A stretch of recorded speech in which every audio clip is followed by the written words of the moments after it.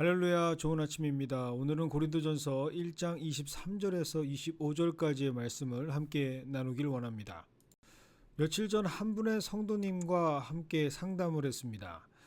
그분의 고민은 신앙인으로 살아가는 자신의 삶이 복음을 모르고 살아가는 세상 사람들과 크게 다르지 않은 것 같다라는 고민이셨습니다.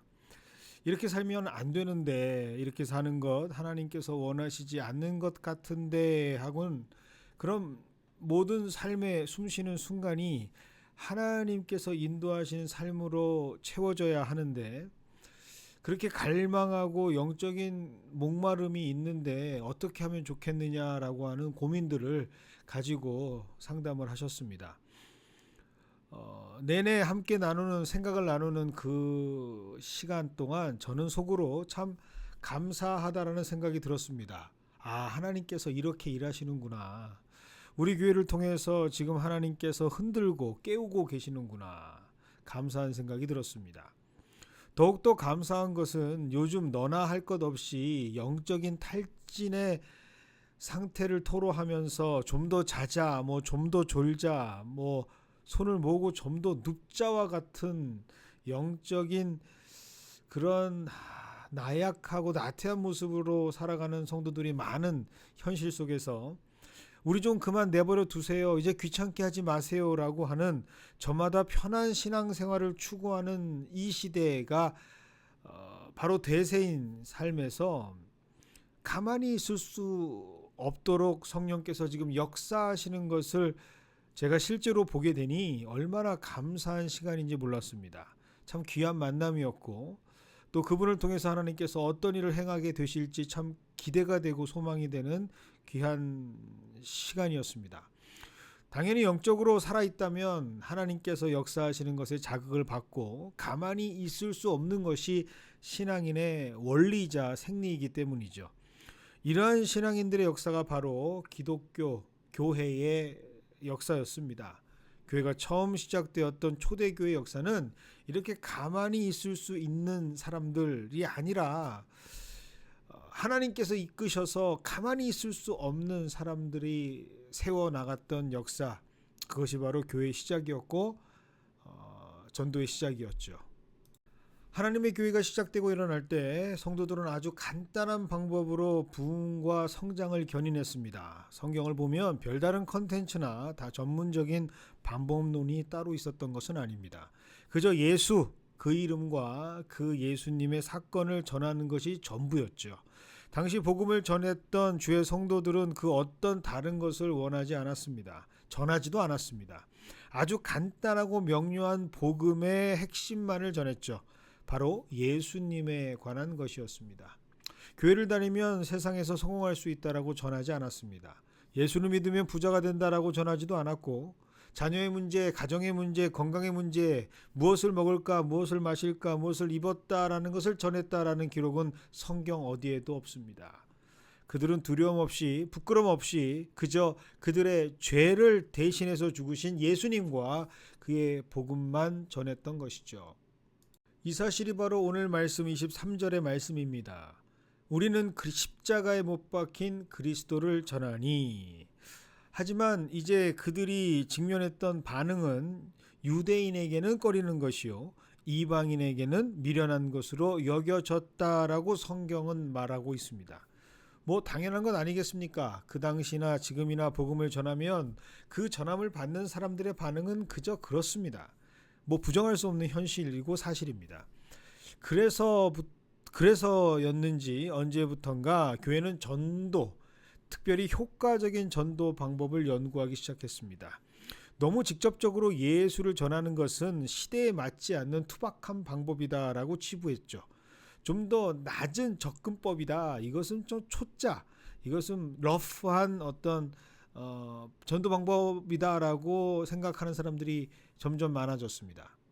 세상 사람들에게 좀 더 매력적인 방법으로 다가가야 한다라고 생각했죠. 그래서 먼저 그들은 그들의 필요, 니드를 파악하고 접근한 후에 어느 정도 관계가 형성이 되면 그때 그들이 부담스러워하지 않을 정도의 친근감을 확보한 후에 내가 복음을 말해도 나를 이상한 사람으로 여기지 않을 정도까지 신뢰가 쌓이는 상황이면 그때 복음을 전해야 한다라고 여기고 이런 전도법과 복음 전함의 방법론을 채택하기 시작합니다.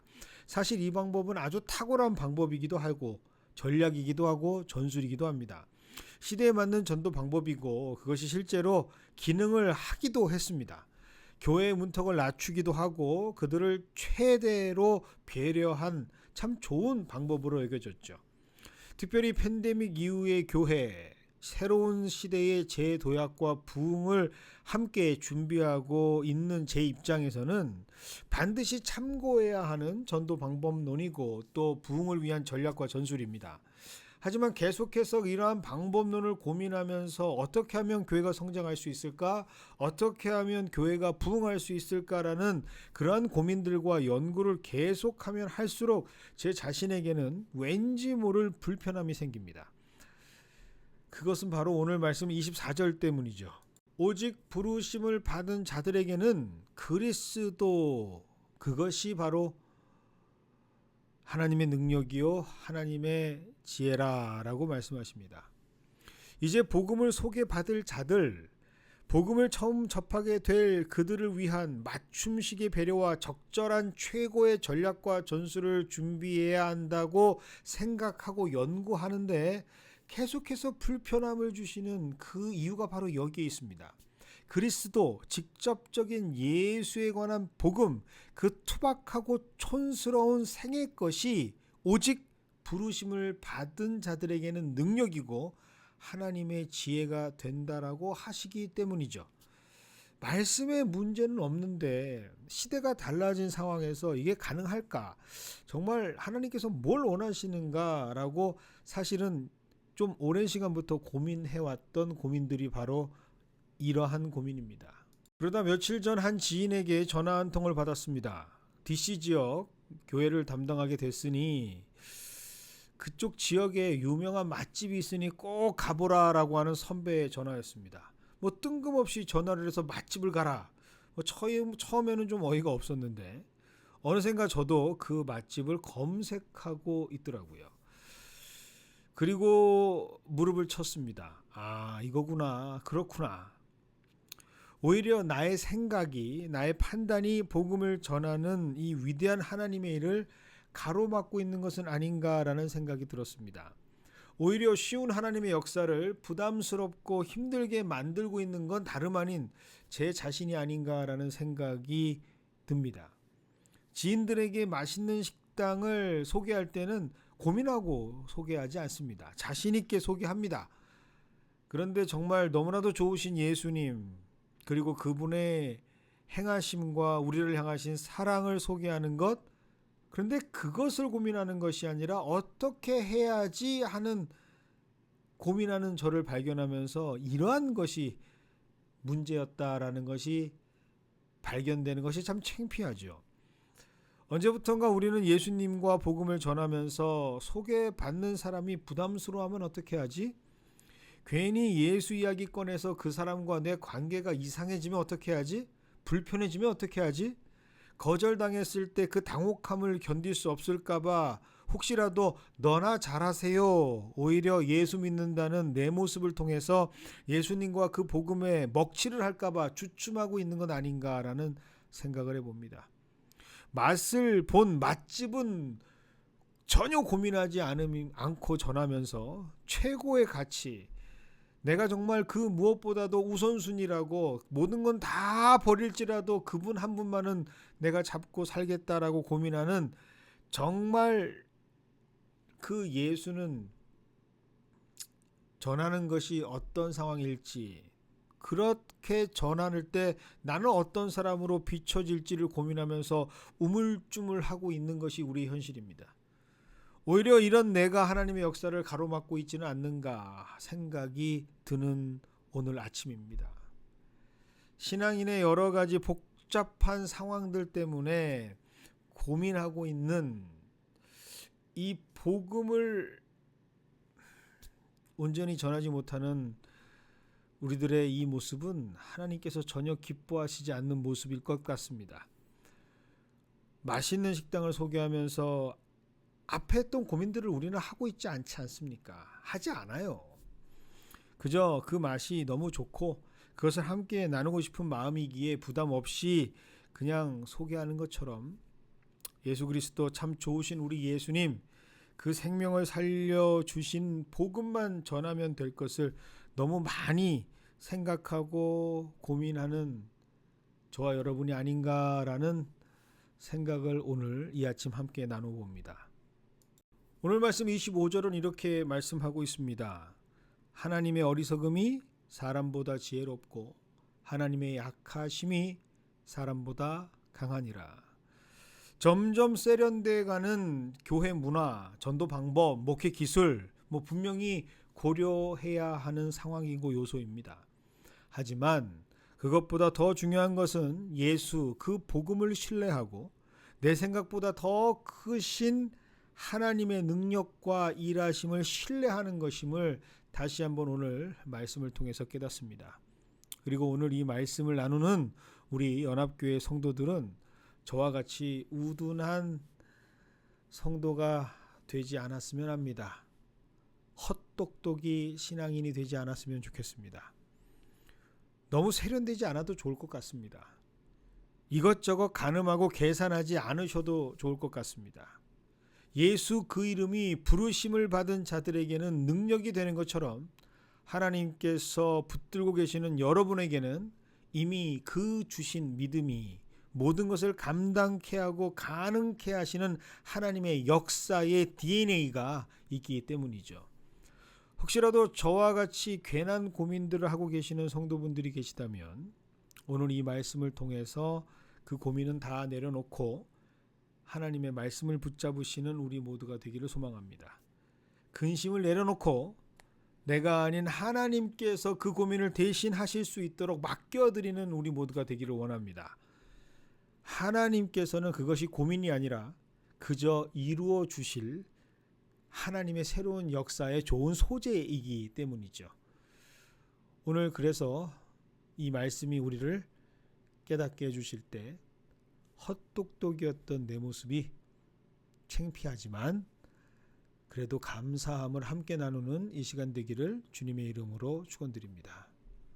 오늘은 함께 우리 선교사님들을 위해서 기도하고요. 그리고 목장들을 위해서도 함께 기도하기를 원합니다. 기도하시겠습니다. 하나님 아버지 감사를 드립니다. 오늘도 우리에게 말씀을 통해서 우리의 실존의 모습을 비춰주시고 보여주시고 깨닫게 하시고 알게 하시니 감사를 드립니다. 하나님 그렇습니다. 예수를 믿는다고 하면서 정말 맛 좋은 식당도 소개하는 것을 아무런 고민 없이 그렇게 사랑하는 사람들, 알고 지내는 사람들 자신 있게 그렇게 그러한 귀한 정보라고 나누면서 내게 너무나도 소중한 내 그 무엇보다도 소중하다라고 여기는 예수 그리스도를 전함에 있어서는 얼마나 정직하고 얼마나 적극적이었는지 한번 이 시간 나 스스로를 뒤돌아봅니다. 하나님 이러한 내가 하나님 오늘 기도하기를 원합니다.